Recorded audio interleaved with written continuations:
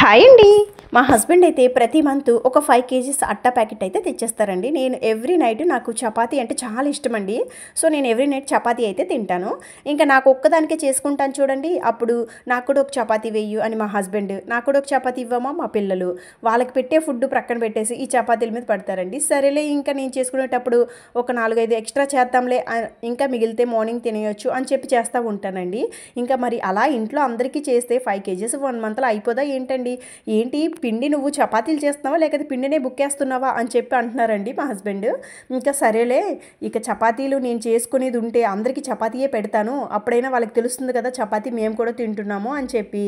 ఇంకా ఈరోజైతే ములగాకు ఉందండి. ఇలా ఏవైనా కాయగూరలు ఏరుకునేటివి గిచ్చుకునేటివి ఉంటే నైటే సిద్ధం చేసి పెట్టుకుంటారు కదండి. బట్ నేను మాత్రం అలా కాదండి. ఎంత లేట్ అయినా మార్నింగే హడావిడిగా రోబో కంటే వైపేమో మా హస్బెండ్ పైన లేట్ అవుతుందని చిరాకు చూపిస్తూ ఎంత ఫన్నీగా